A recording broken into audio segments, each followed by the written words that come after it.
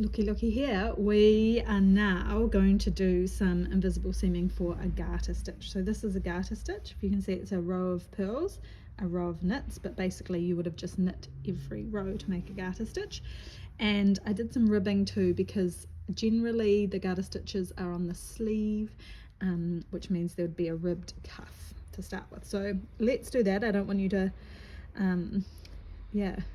lose it because you're like, what is this going on here with the rib stitch and then the garter? But really it's about hunting for the little hidden ladders. That's kind of my go-to when it comes to invisible seaming. So I've obviously got a little darning needle, and hopefully you've done a nice long tail that was in the pattern, but if not, you can tie another bit on. It's actually no big deal. But I just firstly like to catch the other side. It's kind of, get out of there. I don't want to, there we go, catch the other side, because I'm going to start on the side that my yarn is attached to. So I'm going in and I'm hunting ladders. So there's actually one under there that's quite hard to see. To get my first ladder, so this edging for the rib looks a bit funky, but that would have been a final purl on the edge, so it would look different if you had a knit on the edge, but really you're still just kind of easing that last kind of braided row out and hunting for these hidden ladders. So if it looks a bit different, try and roll out and still you'll find hidden ladders, and that's what you're going for. Because it could look a bit like this, which is more of a rib stitch on the edge. So when you go this way and hunt for your hidden ladders, they'll look a bit different, and you do really want to count to make sure that you're going to line them up. So that was my first one. 1, 2, 2, 3, 3, 4, 4, 5, 5. So yeah, you want it to be the same ideally. So here we go, we're going for our hidden ladder on that side, and you can pull it really tight if you want.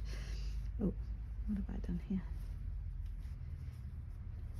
Yep, I didn't pull it in any way tight. Okay, and that one is quite okay.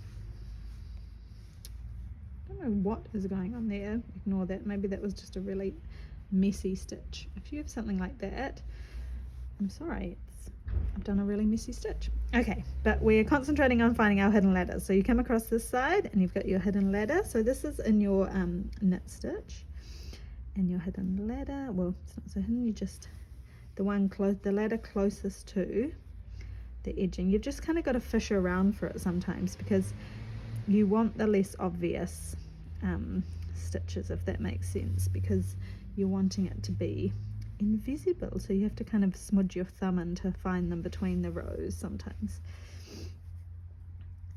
Okay, excuse my sniffling, I've got bad hay fever. Okay, so now we're getting up to where it's becoming your garter stitch. So you've done your rib stitch, and see there, looks like a lovely rib stitch continued. If it wasn't for my incredibly messy knitting that I did this morning, excuse that. Okay, so now you're getting up to your garter stitch.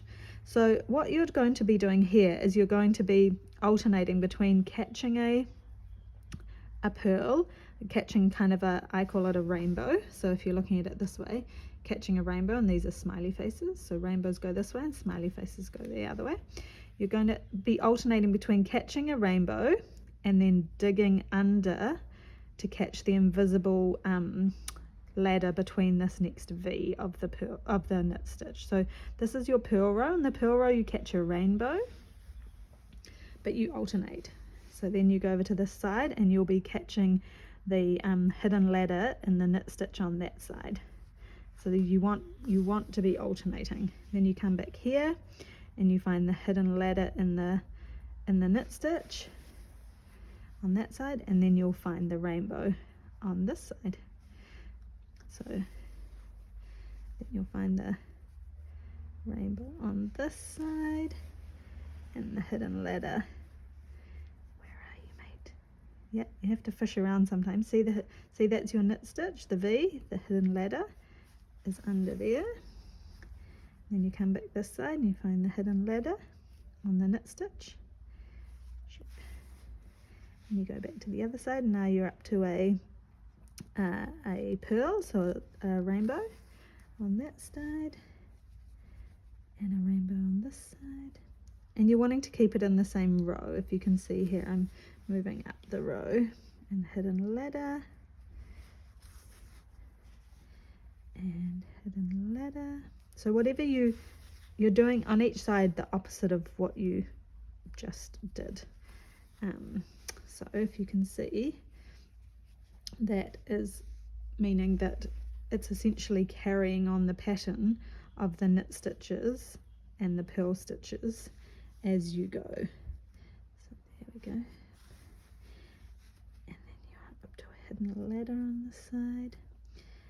So it's both, you can do it via concentrating and really like thinking about which one you did last, or you can do it intuitively by just looking at what you had caught in the last row, and then doing the opposite of that. And so that would be about one stripe in the cocoon or cardigan or jersey. So then you just make sure that when you're doing your when you get up to a change of color, you're making sure that that's all aligned, and that you don't have kind of one color starting here and one color starting here on the other side, because that means that you've skipped a stitch somewhere along the way, and it's just best to undo it at the time. And to undo it, you really just kind of pull apart. You'd take your darning needle off. If you have made a mistake, take your darning needle off, kind of really gently pull it aside, and just use this to pull out and do the same. It's quite a bit of, so just gently pull apart and just kind of do that. But hopefully you won't need to, but yeah, catch it while you can, otherwise all your stripes will be out of line. Voila!